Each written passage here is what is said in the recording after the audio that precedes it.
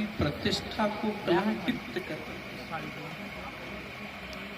वो अपने गुरु, अपने धर्म, अपने इष्ट देवता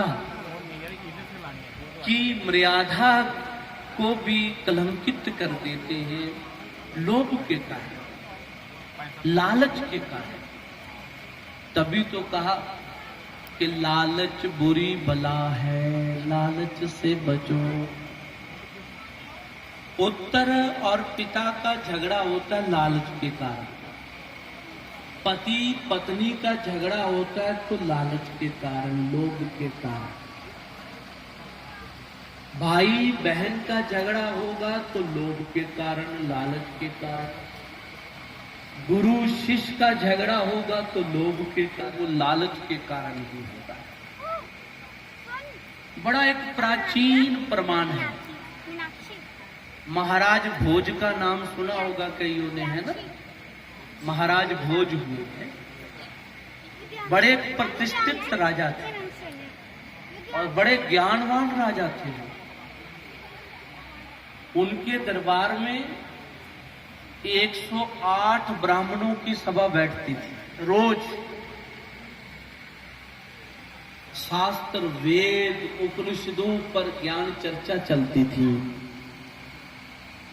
कोई यजुर्वेद, कोई ऋग्वेद, कोई अथर्ववेद, कोई सामवेद के विषय में बोलता था। एक दिन वहां पर बाहर से कोई ज्ञानवान व्यक्ति, पंडित जी आ गए, संत जी आ गए। उस सभा में वो बैठ गए,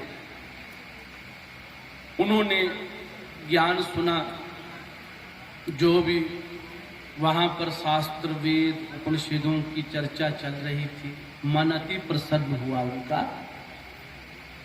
कि भाई बड़ी अच्छी ज्ञान चर्चा चल रही है, वेदों की चर्चा चल रही है, शास्त्र उपनिषदों की चर्चा चल रही है। राजा बड़ा अच्छा है, 108 ब्राह्मणों को बिठाकर सत्संग करवाता है, समागम करवाता है। पर मुझे ऐसा लग रहा है कि 108 ब्राह्मणों में कोई ब्रह्म ज्ञानी नहीं है, ज्ञानी है। अब राजा को तो ब्रह्म ज्ञानी की जरूरत है, तत्व ज्ञानी, आत्मज्ञानी की जरूरत है। चलो देखते हैं, परखते हैं कि इनमें से कोई ब्रह्म ज्ञानी है, कोई आत्मज्ञानी है। वो पंडित जी ज्ञानवान खड़े हुए हाथ जोड़कर और कहने लगे, महाराज माफ करना, मैं बाहर से हूं पंडित, और यहाँ पर जो ज्ञान चर्चा चल रही है ना, मेरा मन बहुत प्रसन्न हुआ, बड़ा खुश हुआ इस ज्ञान चर्चा को सुनकर। परंतु एक प्रश्न है, उसका उत्तर यद्यपि ये ब्राह्मण देवता दे देंगे तो मैं समझूंगा कि ये ब्रह्म ज्ञानी है, आत्मज्ञानी है, मैं इनका शिष्य बन जाऊंगा। कहते अच्छा, कौन सा प्रश्न है?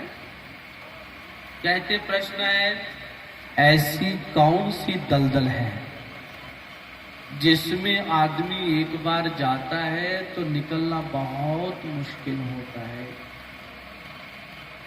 अब 100 ब्राह्मण देवता जो बैठे हुए थे, सब गर्दन नीचे कर लेते हैं, मौन, शांत।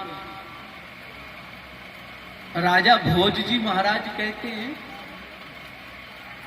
कि 108 विद्वान ब्राह्मणों, वेदों के, शास्त्रों के ज्ञाताओं, क्या हो गया? छोटा सा प्रश्न है, अरे तुम इस प्रश्न का उत्तर नहीं दे सकते? वो ब्राह्मण चुप है, शांत है। कहते इसका मतलब तुम बाहरी ज्ञानी हो, मतलब तुम्हें बाहर का ज्ञान है, अभ्यंतर ज्ञान नहीं है, जिसे रूहानी ज्ञान कहते हैं, रूहानियत ज्ञान कहते हैं, वो तुम्हारे पास नहीं। जिसे आध्यात्मिक ज्ञान कहते हैं वो तुम्हारे पास नहीं है। मेरा पुरोहित जो है उसको बुलाओ। पुरोहित जी घर में थे, पुरोहित जी को बुलाया, पुरोहित जी आए। राजा भोज ने अपने पुरोहित को कहा, पुरोहित जी महाराज, ये जो बाहर से पंडित जी आए ना ज्ञानवान, ये प्रश्न कर रहे हैं कि ऐसी कौन सी दलदल है जिसमें व्यक्ति एक बार जाता है तो निकलना बहुत मुश्किल है।